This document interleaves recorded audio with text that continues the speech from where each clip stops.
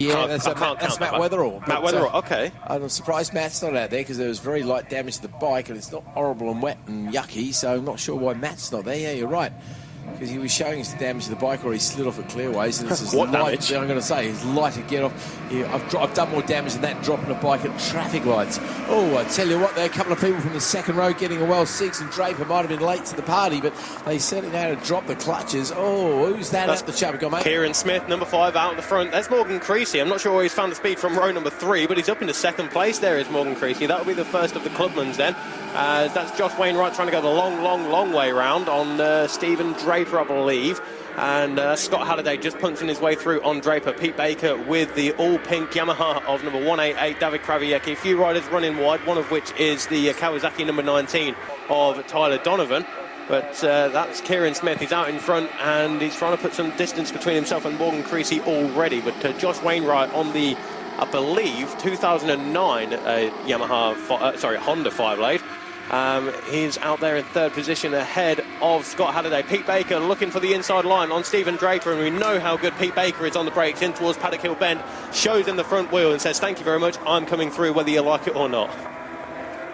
Down the dip then, in towards Druids. This will be the first of the flying laps then, but it's a 0.8 of a second advantage for Kieran Smith on a Suzuki GSX-R 1000 K1.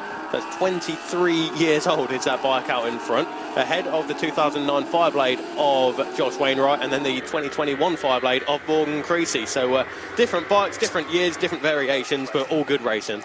We saw this yesterday, of course, with Kieran leading the way, and he led for most of the race in the second race yesterday, till unfortunately he got down to Graham Hill with just a couple of laps to go. It was the last lap. It was the last lap, thought it was. And unfortunately he lobbed it down there at Graham Hill, and the bike did the full Earth Sky thing, and they was up till 11 o'clock last night repairing it because it was quite a mess. And Josh, it wasn't like he was doing it easy, because Josh had to go into the 47s yesterday to try and catch him, so he was being pushed very hard by Josh. I don't know if it was on a pressure mistake or just whether the tyre cried enough or what, but Kieran Smith certainly took the unfortunate tumble down there yesterday. So I've spoken to race control. This will be the last race before lunch. We'll be having about a half hour or so lunch break, okay, just so we know what's going on there as Kieran Smith continues to lead Josh through Surtees up to McLaren there. Is that Halliday there in third? It is, yep. He's found his way through on Morgan Creasy there, and Pete Baker again there in fifth position. But, last time around, Josh Wainwright was the fastest man on circuit, 6/10 quicker than anybody else, and he's got the run on Kieran Smith using the extra power of the more recently made Fireblade as going towards Paddock Hill Bend, and it's a 48.6 on that lap for Josh Wainwright.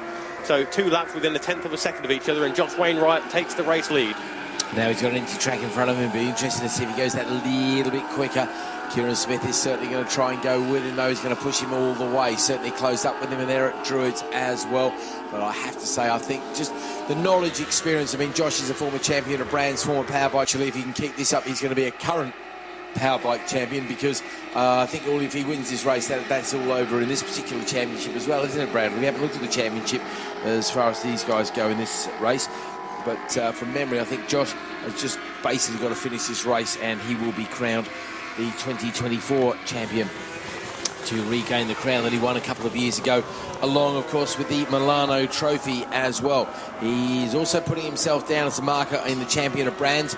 AJ at the moment won his race earlier today, so Josh desperately wants to do the same here again as well, just to kick that gap down to 5 points and hope that something happens to AJ in the later race. Here's a question for you. Across the line, Morgan Creasy led Pete Baker by 0.169. At the apex of Paddock Hill Bend, Baker was in front. How did he do that? Because he's Pete Baker. Yeah, he's currently running third in class there. Creasy, of course, is a clubman, so it doesn't actually count for points, but that doesn't really matter. Obviously, Pete just wants to beat whoever is around him. And, we're talking to Pete this morning. This is his penultimate race. He thinks he's going to miss it, but he knows it's time to retire. He's 65 years old.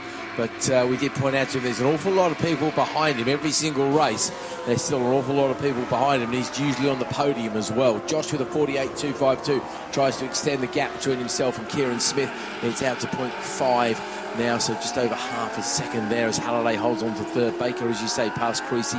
Clinton Wood goes past on Marty Diallo towards the back. And it's not as if the people behind Pete Baker are slow riders either. I mean, Morgan Creasy is a two-time club champion. There is Stephen Draper, who I'm sure is a lap record holder somewhere with us. Yes. David Crabbe, double MRO 600 champion. Jamie Thomas, a Thunderbike Ultra champion as well. Tom Benstead, runner-up in the Clubman 600s. They are quick guys behind, and they're being shown the way now by Pete Baker. Yeah, no, it's Pete. A little bit worried, I think, that he might just get a little bit slower, but geez, he just seems to do the whole fine wine thing and get a little bit quicker as he gets older as well. Absolutely mental speeds this guy is capable of. He's a big bikes to handle as well. That Kawasaki shoving a couple of 100 horsepower through a very narrow band, and Pete is controlling it absolutely beautifully. As we are now halfway into the race, with Josh continuing to lead, continuing to do those consistent 48s. Fair play behind him. Smith is doing 48s as well, but it's a tenth or two slower than what Josh is doing, which is why he's just slipping back little by little. Behind them, it's also a 48 this time for Halliday as well. He's done a couple of 48.9s, a 48.978, a 48.980, so within 0.02 of a second on consistent laps. That is impressively consistent. Even Marquez would be jealous of a number like that. I reckon so. Well, Baker's just lost a few positions on Morgan Creasy and Stephen Draper, but Keith, as we watch him come across the line, it's an advantage of 0.7 of a second for Wainwright, but if we watch Pete Baker, I reckon he's going to make up a few positions here, is he? No, not quite close enough as Stephen Draper goes for the inside line on Morgan Creasy, but Morgan then just holds on to his line, clips the apex, holds on to his position there. That will be fourth overall, but of course he is first of the Clubmans. I think Kraviecki's going to start giving Baker a very hard time, and if you see that pink bike in front of you, you know it's time to hang up your gloves, I reckon. I'm glad you said that, not me. No, David's a very quick rider indeed, and that bike is very distinctive indeed, and he was on the top step of the podium at the start of the year. I think he won some of the opening races.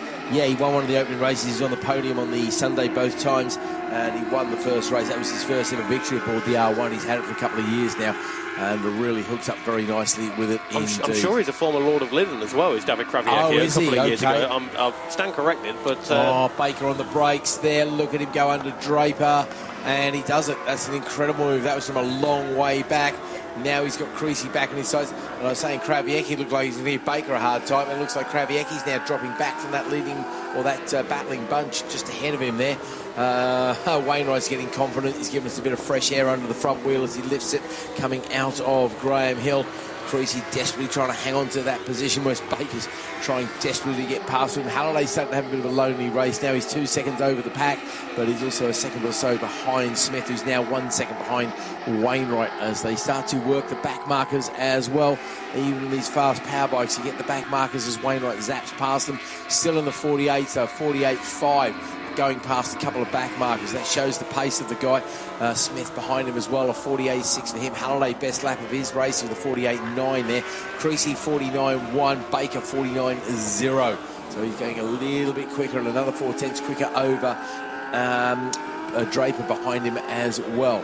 So there's Baker down the inside of Creasy. Here he goes. Can Creasy get him back into Graham Hill? I think Baker's going to close the door. No, he gives him room. He does allow enough room there for Creasy to get past. Draper's got good drive as well. Steve Draper up the inside of Pete Baker, is he? Ooh, not close enough. That was no room there, was there? I think Baker realises he's being polite there to Morgan, so I wouldn't be surprised. I reckon Pete's going to have a go at Morgan at the end of the straight, because we know how strong Pete is into Paddock Hill Bend. Let's have a look as he come onto the straight here. He said, a bit of a twitch there from Morgan as well. Draper's going to look for an inside pass as well. Baker's easily through there. That little bit of a twitch, I think, from Morgan just cost him that last couple of tenths of a second, and that's all it takes to suddenly lose a place there as the battling bunch go up towards Druids once again. And is that a couple of back markers in front of them? Am I getting... Yeah, no, that is back markers. Yeah, a few slow riders coming into play there. 1, 2 of them. So Pete Baker will get there first. Then it's Morgan Creasy, Stephen Draper and Kraviecki who will get there in that order. Looks like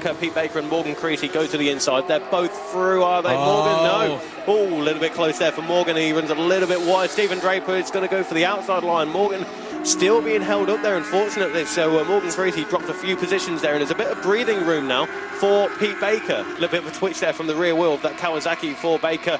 And Stephen Draper now in front of Morgan Creasy. David Kraviecki still there, keeping a watching brief on them, but it's a 1.9 second advantage at the front of the race there for Josh Wainwright as we move on to the final lap. Wainwright round Druids and in towards Graham Hill Bend now. a few tail enders coming into play there. Potentially, actually, no, they're a little bit further up the road than what we thought there. But Josh Wainwright, fresh air from Kieran Smith. I think he knows that he's not quite close enough to make a move or challenge Josh Wainwright in the closing stages of this one. So here he comes then, your 2024 Powerbike champion aboard a borrowed bike. How cool is this guy? Too cool for school. It's going to be Mr. Josh Wainwright taking yet another championship. He knows he's done it. Fantastic stuff from JWMOT Centre supported rider. Second across the line, not taking anything away from him. It will be Kieran Smith, 4 seconds back as he rolls right out of it on the last lap there. Scott Halliday does indeed claim second in class, third overall. Third in class, fourth place overall though, Pete Baker. So that means there's 20 or so bikes behind him. That's such a pace of that man. Morgan Creasy up next, and a leading clubman right there for Morgan Creasy. Keep forgetting he's a clubman, but he's going to be second in the championship, of course, because the championship leader, Steve Butterworth, we mentioned again, he's away getting married this weekend. Very, very bad planning.